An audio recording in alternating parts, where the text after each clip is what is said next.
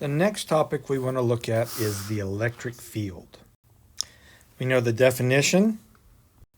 The electric field vector is the limit as Q positive for a little tiny positive test charge goes to zero. That is, the value of Q positive goes to zero, F divided by Q.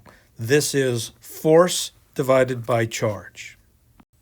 And the units, of course, are going to be newtons divided by coulombs. Newtons over coulombs. That's the units for electric field. Now the idea is that if I have a charge, that charge creates a field of force in space that will affect other charges. And so I'm showing some electric field lines from a positive charge. We've seen this, of course, many times, and this is just review. This is not meant to be comprehensive. But if I put another charge over here, what's going to happen to it? It's either going to be attracted or repelled by the positive charge that's creating the field. Now, we can think about Coulomb's law and calculate the force between the charges, or we can forget about this charge and just consider the space surrounding the charge where the electric field lies. And we can say that if I put another charge here, for example, we know that the electric field is going to be pointing that way. And the force on that charge, if this is little q, let's say this is big Q, little q is going to have a force of little q times E. And if little q is positive, the force will be along the electric field.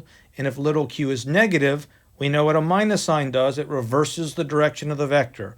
So a minus sign will have an electric field pointing this way. A positive charge will have an electric field pointing that way. So the question is, how can we calculate the electric field at some point in space? Well, we showed how to do it with a point charge. If I have a positive charge here, a single point charge, we can look at that as having an electric field that is equal to K times Q, or that's the charge here, divided by R squared. So if I come out some distance R to some point in space P, I can say that there's going to be an electric field that points along the direction that a positive test charge would be pushed. And we know that if I put a little positive test charge here, it's going to be repelled. So it would be pushed this way. And we know that the magnitude of the electric field is going to be given by this guy, K times Q divided by R squared. So how do we calculate the electric field at some point in space when there's more than one charge? So we've got a Q1, we've got a Q2, and we can say, oh, let Q1 be positive and let Q2 be negative. And we've got just some point in space P out there, and we want to know, what does the electric field vector for P look like?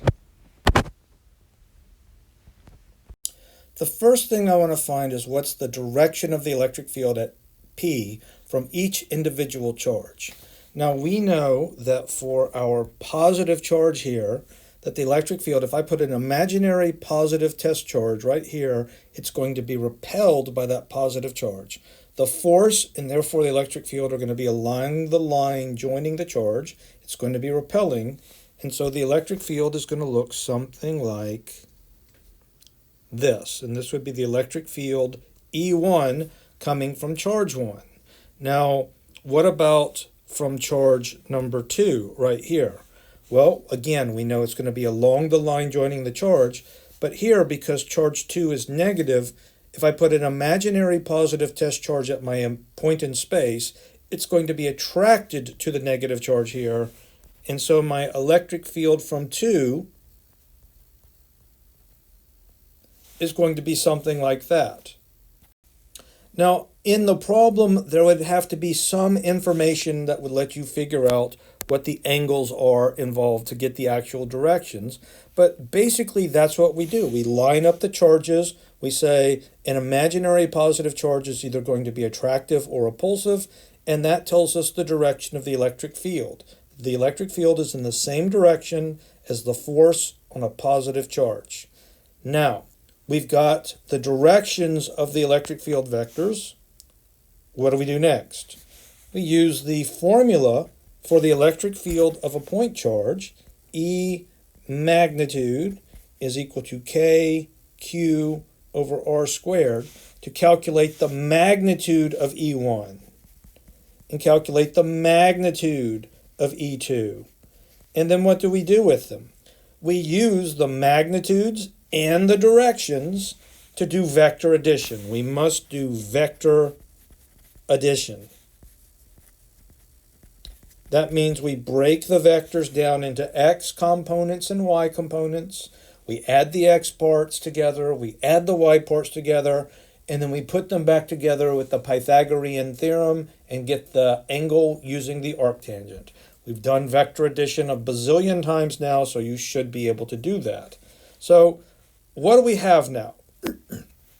So far we've looked at having 2 point charges. I can directly find the force between these 2 charges using Coulomb's law. Or I can calculate the electric field at some point in space. And so those are 2 things that you're definitely going to need to be able to do on your test. If I give you a bunch of charges and I pick one of the charges and I say, what's the net force on this charge? You should be able to calculate it. And I showed you how to do that in the previous video. If I give you a collection of charges, and it could be 2 charges, 3 charges, 4 charges, 50 charges, I'm not going to give you 50, but I could give you a few, and I could say, okay, you got all these charges at these different places, and here's a point in space that's empty, but what's the electric field at that empty point in space due to all the other charges? And I just showed you how to calculate it. And so those 2 things, calculating the force between charges and calculating the electric field in space due to charges, those are 2 things you need to be able to do. 100% guarantee that there's going to be questions like that on your test. Now we also want to be able to calculate the electric field for multiple charges. So let's say I have a positive charge here and a negative charge here. There's going to be an electric field surrounding each of these charges. And so let's say I come out here to some point in space P, and I want to know what is the electric field at that point in space P. And we know, so I'm going to take the first charge and I'm going to find the line joining the charge in the point P, and I'm going to imagine a positive test charge at my point P, and I know that a positive test charge is going to be repelled. And so the electric field is in the same direction as the force pushing on a positive test charge.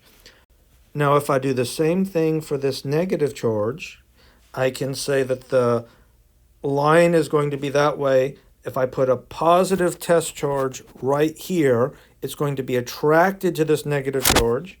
The electric field will be along the same line, and I'll have an electric field pointing out like that. And so that gives me the directions of the electric field vectors from each charge. Now I also need to find the magnitudes.